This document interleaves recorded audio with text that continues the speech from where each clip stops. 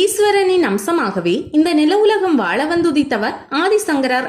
சித்திரை மாத அமாவாசைக்கு பின் வரும் வளர்புரை பஞ்சமியில் சங்கரரின் அவதாரம் நிகழ்ந்தது. கிமு 7ஆம் நூற்றாண்டில் இன்றைய கேரளாவில் ஆலவாய் என்னும் கிராமத்திலிருந்து சுமார் 6 மைல் தூரத்தில் காலடி என்கிற சிறிய கிராமத்தில் வாழ்ந்து வந்த வித்யாதி ராஜா என்பவருக்கு சிவகுரு என்று ஒரு மகன் இருந்தார். அவர் மனைவி ஆரியாம்பாள். அவர்களுக்கு திருமணமாகியும் வெகு ஆண்டுகளாக குழந்தை பேறு இல்லை என்கிற கவலை. ஆகவே அதற்காக அருகே உள்ள திருச்சூர் வடக்குநாதர் கோயிலில் 48 நாட்கள் விரதம் இருந்து தினசரி வழிபாடு செய்தனர். சிவன் அருளால் கிபி 788 நந்தன ஆண்டு வைகாசி மாதம் சுக்லபட்சம் பஞ்சமி திதி தினத்தன்று திருவாதிரை நட்சத்திரத்தில் ஆரியாம்பாள் ஒரு ஆண் பிள்ளையை பெற்றெடுத்தாள். ஈசனின் அருளால் பிறந்த குழந்தைக்கு ஈசனின் பெயரான சங்கரன் என்று பெயர் சூட்டினார். சங்கரருக்கு 4 வயதான போது சிவகுரு மண்ணுலகை விட்டு நீங்கினார்.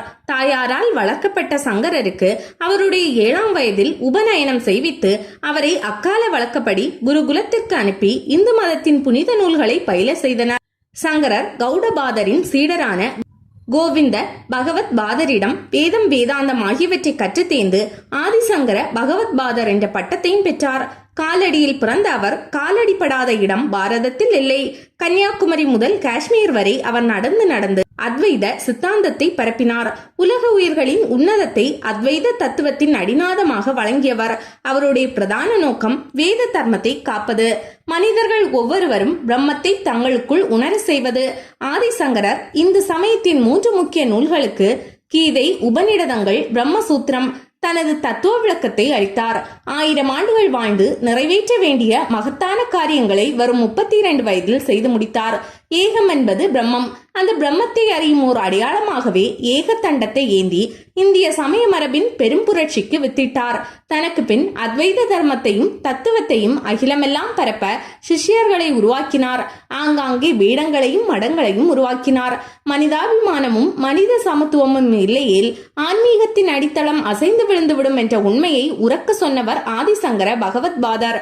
அத்வைதம் என்பது அகில உலகமும் பரந்துள்ள மகத்தான தத்துவம். அதனை வடிவமைத்தவர் அல்ல சங்கரர், அகில உலகமெல்லாம் கொண்டு சேர்த்த உன்னத பணியை செய்தவர்.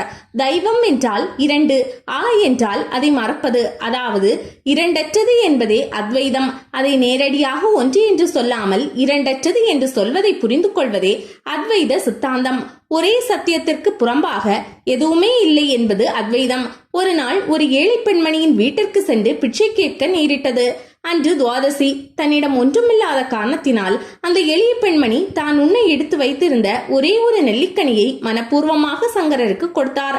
அப்போது சங்கரர் உள்ளம் குளிர்ந்து செல்வத்தின் கடவுளான ஸ்ரீ லட்சுமி தேவியை வேண்டி கனகதாரா ஸ்தோத்திரம் என்கிற ஸ்லோகத்தை பாட, அப்போது ஸ்ரீ லட்சுமி தேவி அருளால் அந்த எளியவளின் கூரை வீட்டின் மீது தங்க நெல்லிக்கனிகள் மழையாக பொழிந்தது. ஆதிசங்கரின் காலத்தில் தீண்டாமை என்னும் கொடுமை இருந்தது. இதில் சற்றும் விருப்பமில்லாத சங்கரர் வாழ்வில் ஒரு அற்புதம் நடத்த திட்டமிட்டான் இறைவன். இப்படிப்பட்ட நாடகங்கள் எல்லாம் மகான்களின் வாழ்விலும் நடந்திருக்கிறது. இதை வைத்து இது கூட ஞானிகளுக்கு தெரிவதில்லை என்று நமது குறை அறிவால் ஒரு முடிவுக்கு வந்துவிடக் கூடாது. காசியிலே அவர் தனது அத்வைத கொள்கைகளை மற்றவர்களுக்கு விளக்கிக் கொண்டிருந்த காலம் அது. அவர் மனதிலே தீண்டாமை இல்லை, அவரை சுற்றி இருந்தவர்கள் மனதில் இருக்கவே செய்தது. ஒரு நாள் தன் சீடர்கள் புடைசூழ கங்கையில் நீராட சென்று கொண்டிருந்தார். வீதிகள் விரிவாக இருக்காது. காசியில் குறுகிய ஒரு வீதியின் வழியே சென்று கொண்டிருந்த பொழுது எதிரே ஒருவன் தன் மனைவியுடன் 4 நாய்களை இழுத்துக் கொண்டு வந்து கொண்டிருந்தான்.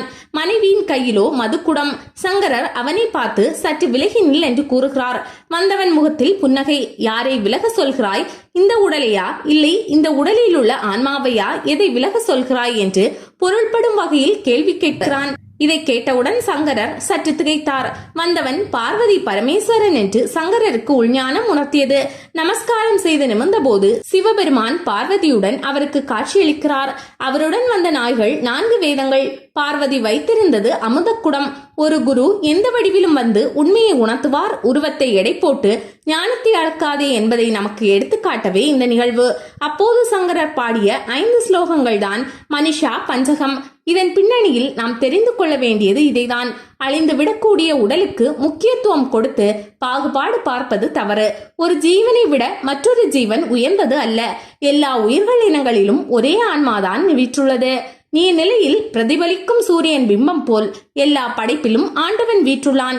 கலங்காத நீரில் தெரியும் பிம்பம் போல் அத்வைதி எல்லாவற்றிலும் இறைவனை காண்கிறான். கங்கையின் நீரிலும் குட்டையின் நீரினிலும் காண்கின்ற சூரியனில் வேற்றுமை உண்டோ? தண்ணீரை தாங்கி நிற்பது மண்குடமோ பொற்குடமோ? அதில் தெரியும் சூரியனின் பிம்பத்தில் எந்த மாற்றமும் ஏற்பட்டு விடப்போவதில்லை. அதுபோல் அனைவரிலும் அனைத்திலும் உறைவது இந்த பரமாத்மாவே. வெளிப்பார்வைக்கு நல்லது கெட்டது போல் தெரியும், கெட்டது நல்லது போல் தெரியும். இந்த காட்சி மாறுபாட்டின் காரணம் மாயை. அந்த மாயையை உரித்து காட்டவே இந்த நிகழ்வு. இதை விளக்குவது மனிஷா பஞ்சகம். உண்மையில் அத்வைத தத்துவத்தின் சுடர் விளக்கு மனிஷா பஞ்சகம். இந்த 5 ஸ்லோக வெளிச்சத்தில் அத்வைத தரிசனத்தை நம்மால் முழுமையாக தரிசிக்க முடியும்.